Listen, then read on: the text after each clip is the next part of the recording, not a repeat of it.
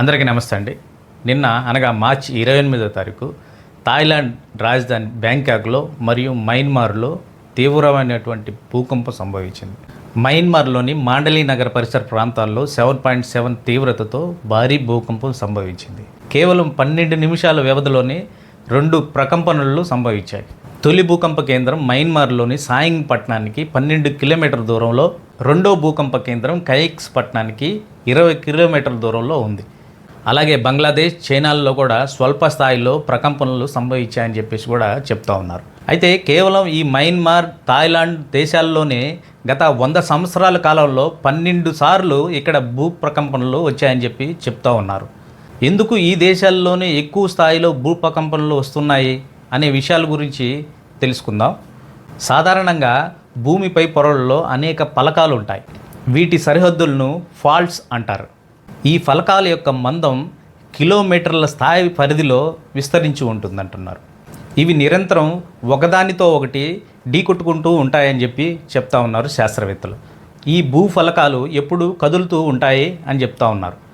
ఈ కదలికలు saying fault ఏడాదికి 11 మిల్లీమీటర్ల నుంచి 18 మిల్లీమీటర్ల వేగంతో ఈ కదలికలు అయితే జరుగుతూ ఉంటాయని చెప్పి శాస్త్రవేత్తలు అంచనా వేస్తూ ఉన్నారు.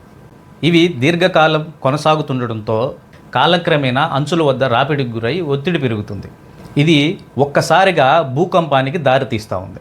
ఒత్తిడి మరీ ఎక్కువ ఉంటే పగుళ్ళు ఏర్పడతాయి. భూకంప కేంద్రం లోతు ఎంత తక్కువ ఉంటే నష్టం అంత ఎక్కువ ఉంటుంది. ఇలా ఫలకాలు వేగంగా ఘర్షణకి లోనైనందువల్లనే మయన్మార్లో భూకంపం తీవ్రంగా వస్తుందని శాస్త్రవేత్తలు తెలియజేస్తున్నారు. అయితే ఇప్పుడు సంభవించినటువంటి ఈ భూకంపం వలన దాదాపు 1000 మందికి పైగా మరణించి ఉంటారని చెప్పేసి అంచనా వేస్తున్నారు. ఆపరేషన్ బ్రహ్మ మయన్మార్కు 15,000 టన్నుల అత్యవసర మానవతా సహాయం చేసేందుకు భారతదేశం ఆపరేషన్ బ్రహ్మ అని ప్రకటించడం జరిగింది.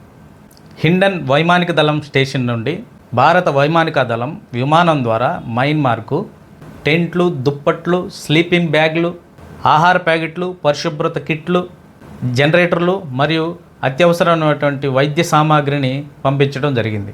దీంతోపాటు సెర్చ్ అండ్ రెస్క్యూ టీమ్ అలాగే వైద్య బృందాలను కూడా భారతదేశం మయన్మార్కు పంపించడం జరిగింది.